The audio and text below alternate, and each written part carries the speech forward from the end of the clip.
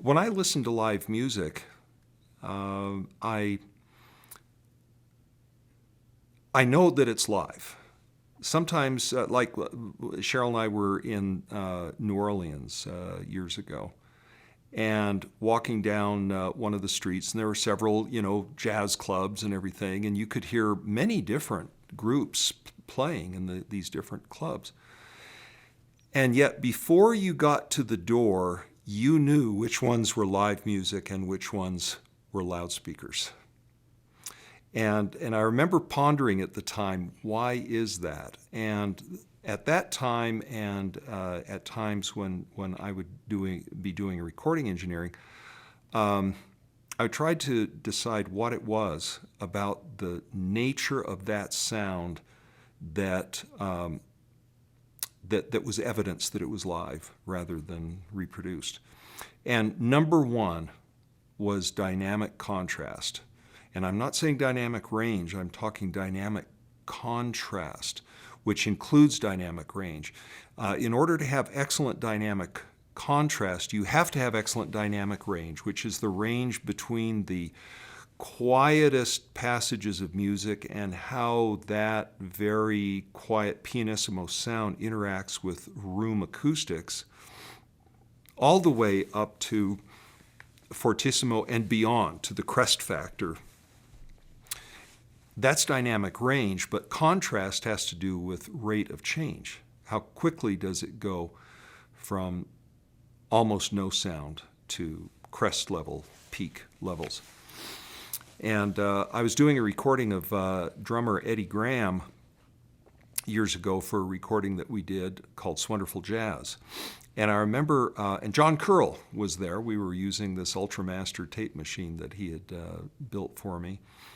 And just wanted him to be there in case there were any problems, and there weren't. And I remember measuring the sound pressure levels, and the sound pressure levels were over 118 decibels with a fast ballistic sound pressure level meter. Crest factors probably took it to 124 dB at the distance of the microphones.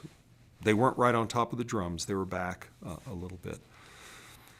So all of the designs that I've worked on since the very beginning have included dynamic contrast as one of the design elements. Now, in trying to capture what it is or understand what it is in the essence of live musical sound that makes it obvious that it's live, dynamic contrast for me is number one. And number two is what I term harmonic expression. And I borrow that phrase from Japanese magazine Stereo Sound, where I first read it. And I think it's a very good descriptor.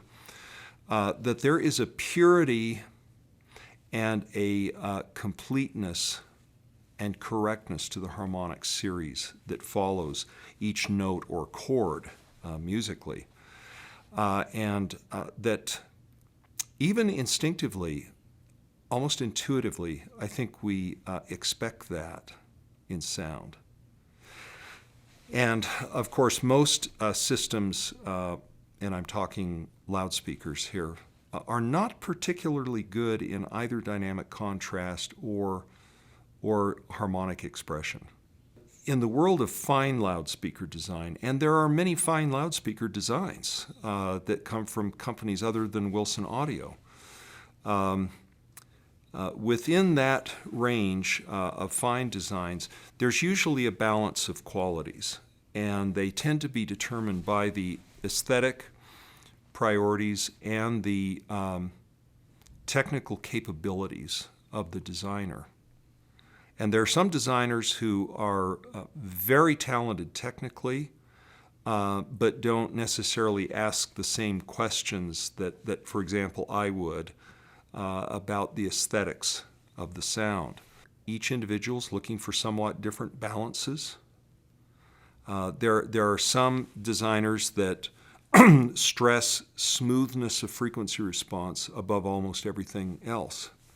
They tend to measure extremely well. Some of them are quite well made. Some of them, I think, are very creditable designs, but they may not have much in the way of dynamic contrast. And that is, frankly, not an unusual trade-off to have very linear frequency response and somewhat compressed dynamics. And then there are some designs that have dynamics, but the purity of the sound, the harmonic expression, is clouded by colorations in the drivers or cabinet resonances or so forth.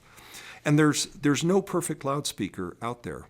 And even if there was a perfect loudspeaker, it would be wasted because there are no perfect recordings. There are no perfect microphones. There's no perfect cables.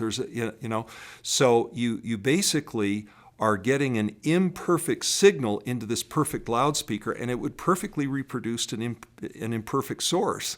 And so where would you be? So the design balances, I hate to call it trade-offs because some people are so absolutist and fundamentalists about their beliefs about this that they take that as an affront. But they are trade-offs.